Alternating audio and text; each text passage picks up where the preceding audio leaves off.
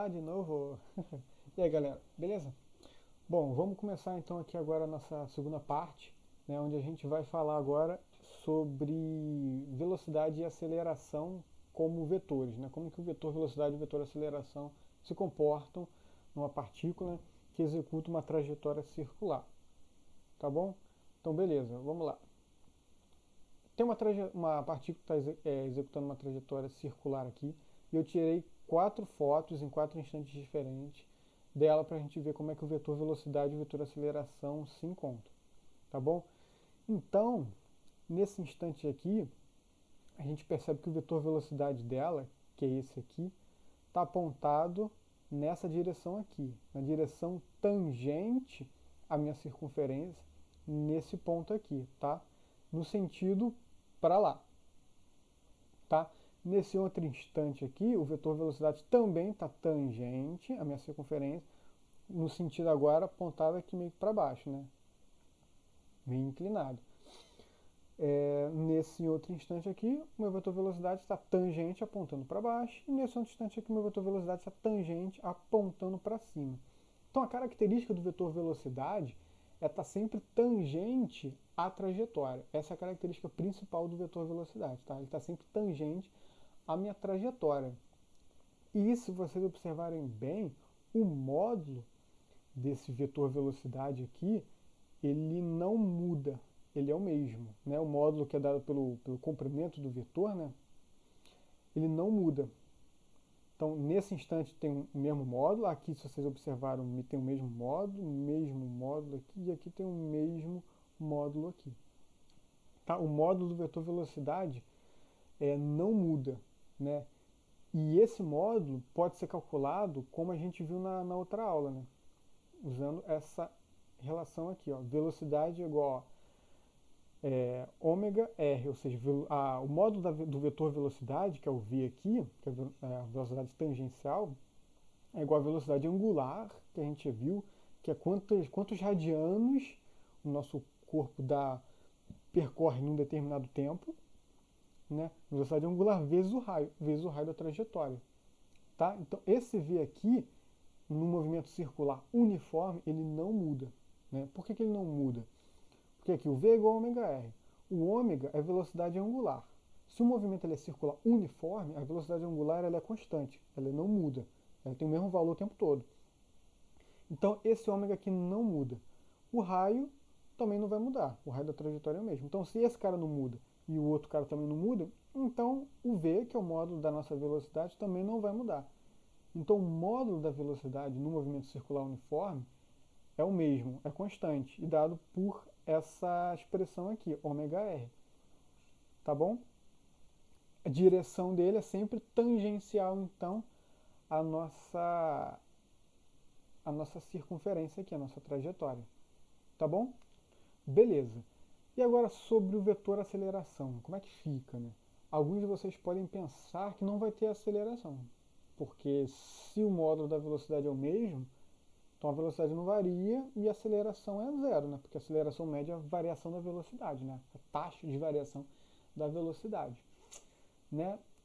Porém, não é verdade isso, porque o módulo da velocidade é constante, sim, isso é verdade.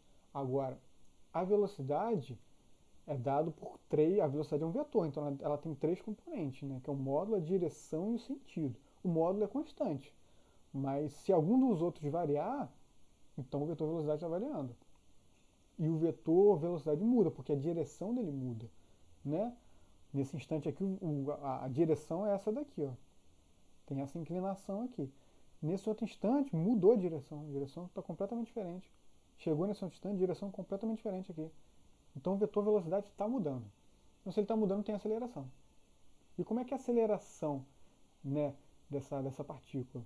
A aceleração dela é sempre apontado, o vetor aceleração é sempre apontado para o centro da trajetória. Nesse instante, a partícula está aqui e o vetor aceleração está aqui, apontado para o centro da trajetória aqui. Né? Eu fiz essa linha tracejada aqui, auxiliar, para mostrar para vocês que o vetor aceleração está exatamente em cima dessa linha que liga o centro até a partícula. Tá? Em outro instante aqui, ó, o vetor aceleração continua apontando para o centro. sempre apontando para o centro. Tá bom? Então, isso que acontece, é assim que se comporta o vetor aceleração, né, e o vetor velocidade no movimento circular uniforme. Agora a gente consegue calcular também o módulo desse vetor aceleração. O módulo desse vetor, por mais que a direção dele esteja sempre mudando, né, aqui tem uma direção, aqui tem outra direção, aqui tem outra direção, está mudando o tempo todo. Agora o módulo, que é o tamanho dele, não muda. E o módulo a gente consegue calcular. Né? O módulo dele é dado por ômega ao quadrado, velocidade angular ao quadrado, vezes r. Ou velocidade tangencial, módulo da velocidade tangencial ao quadrado sobre r. Tá? Se você usar qualquer uma dessas duas formas aqui, vai dar no mesmo, a mesma coisa. Tá bom? E essa aceleração, no caso do movimento circular, ela recebe um nome mais carinhoso, né? Vocês já devem ter ouvido falar que é aceleração centrípeta. Tá? Então a aceleração centrípeta é a aceleração que age numa partícula que executa o movimento circular. Tá? Se o movimento for circular uniforme e a velocidade angular for constante, ômega constante, r constante, aceleração centrípeta constante. Então a aceleração centrípeta não muda no movimento circular. Tá bom? Deixa eu mostrar para vocês agora aqui isso ao vivo e a cores aqui. Ó. Vou mostrar essa partícula que está parada, ela vai começar a gerar com uma velocidade angular constante. Vocês vão acompanhando aqui a velocidade linear, tangencial, né? E a velocidade e a aceleração centrípeta aqui, os dois vetores aqui. Né? Olha como é que eles se comportam no tempo. Bem rápido, né? Vou botar mais devagar aqui a simulação para vocês verem. Como é que fica?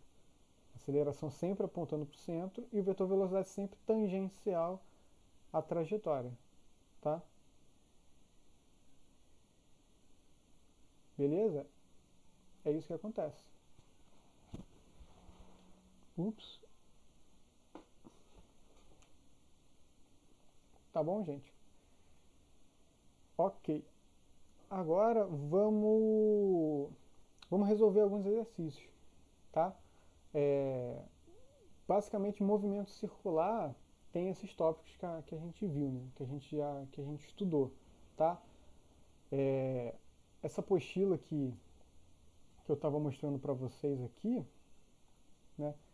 Eu vou botar ela no Drive e vocês podem estudar por lá, tá? Dá uma lida na apostila que eu explico melhor tudo que eu falei. Eu basicamente sumarizei tudo que está escrito no vídeo, tá?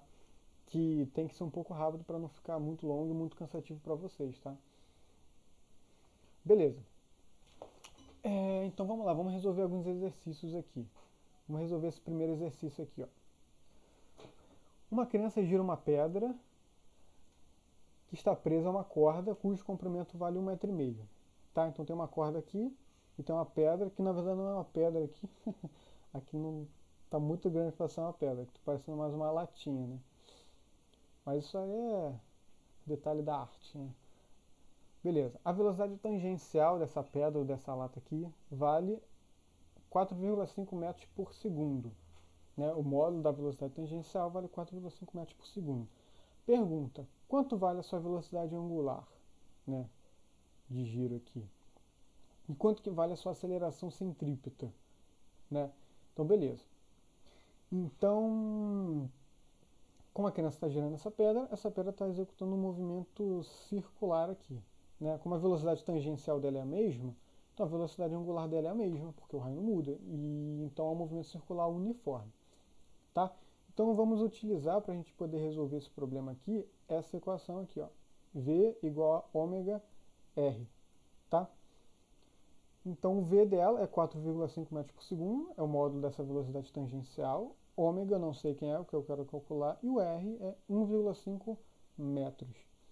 Tá? Então agora eu posso isolar o ômega, passar esse 1,5 dividindo para lá, fica 4,5 dividido por 1,5, que é igual a 3. 3 o quê? Radianos por segundo. Tá? Então a cada segundo a pedra gira 3 radianos. Né? Lembrando que uma volta equivale a 2π radianos, que dá mais ou menos 6,28. Tá bom? Beleza. E qual é a aceleração centrípeta dela? A aceleração centrípeta é dada por ômega ao quadrado vezes r. Ômega ao quadrado a gente já calculou antes, né, que vai 3 radianos por segundo. Então vai ficar 3 ao quadrado vezes o raio, que é 1,5. Tá? 3 ao quadrado dá 9, vezes 1,5 dá 13,5. O quê? Metros por segundo ao quadrado. Tá? Unidade de aceleração que a gente já viu. Tá? Então esse aqui é o módulo da aceleração dela, sempre apontado para o centro, né? Ou seja, sempre apontado para a mão dela aqui, né? Com esse módulo aqui de 13,5 metros por segundo ao quadrado. Tá bom? Beleza, vamos para mais um exercício aqui, ó. Exercício 2. Uma engrenagem de uma caixa de redução de velocidade de um automóvel gira com velocidade de 2.400 RPM, que é rotações por minuto, né? Lembra que a gente estudou frequência? Que é o número de voltas que um corpo dá em um segundo? Então, RPM é uma unidade diferente de frequência também. Só que ao invés de ser número de rotações por segundo, né, ou número de voltas por segundo, agora aqui é número de voltas ou rotações por minuto, né? 2.400 rotações por minuto. Se o raio da engrenagem é de 5 centímetros, quanto que vale a velocidade tangencial na ponta dos dentes da engrenagem, né? Como é que a gente faz isso? Primeiro a gente tem que converter esse 2.400 RPM para velocidade angular, né? Então como é que a gente faz isso? Aqui, cada volta corresponde a 2π radianos, né? Então se ele dá 2.400 voltas em um minuto, eu vou botar 2.400 voltas aqui vezes 2π, que aí eu vou descobrir quantos